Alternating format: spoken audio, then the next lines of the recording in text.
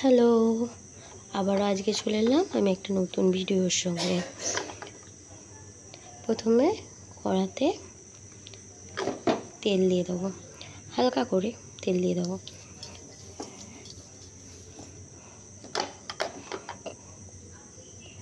হালকা করে তেল দিয়ে দেবো।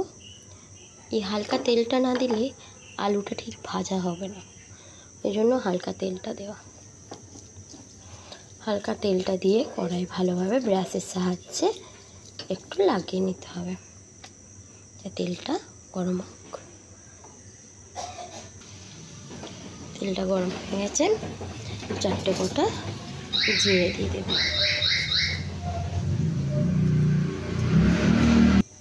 জিরেটা ভাজা হয়ে গেছে, এবার আমি কেটে রাখা আলুগুলো দিয়ে দেব।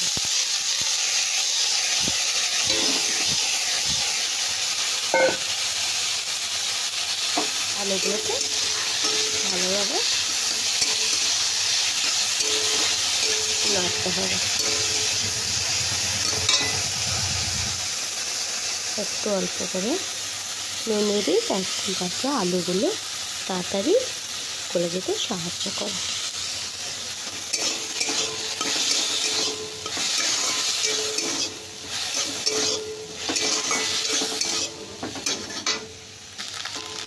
একটু হলুদ দিয়ে দিই।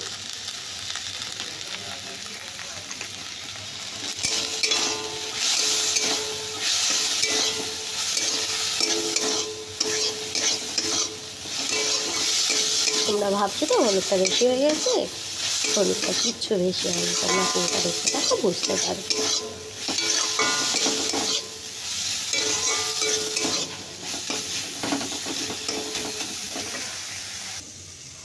এইদিকে আমি টমেটো আর কাঁচা লঙ্কা কেটে নেব। টমেটো কাটা হয়ে গেছে, কাঁচা লঙ্কাগুলো কুচো কুচো করে কেটে নেব।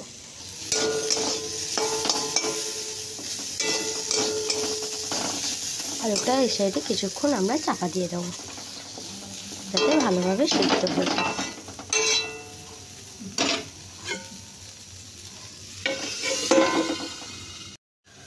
আলুটা মনে হয় ভাজা হয়ে গেছে, এবার আমরা ঢাকনাটা সরিয়ে নেব।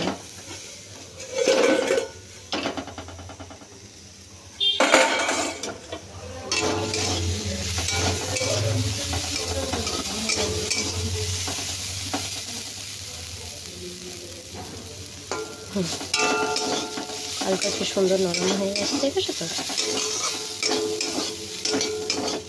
এরপরে আমি টমেটোটা লঙ্কা কুচোটা দিয়ে একটু নুন দিয়ে দিই, যাতে টমেটোটা একটু গলতে সাহায্য করে।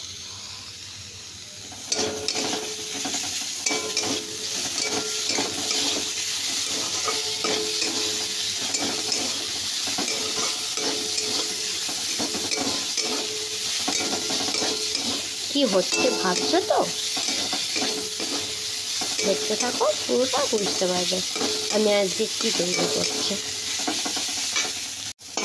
টমেটো আর আলুটা খুব সুন্দর ভাজা হয়ে গেছে। এরপর মেন জিনিসটা আমরা দেবো। এই দেখো, এটা কি বলো তো? এটা ওটসটা দিয়ে দেবো।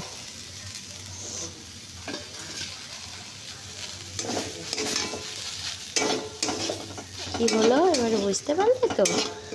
তোমরা সকলেই চিনির পোয়া খাও, আজকে আমি ওটসের পোয়া করছি।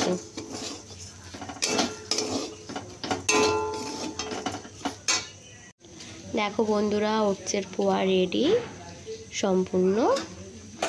তোমরা বাড়িতে এরকম ওটসের পোয়া বানিয়ে খেতে পারো। আমার ভিডিও যদি ভালো লাগে তোমরা লাইক করো, কমেন্ট করো, শেয়ার করো, আর আমার ফেসবুক পেজ থেকে দেখলে আমার ভিডিওটা ফলো করো।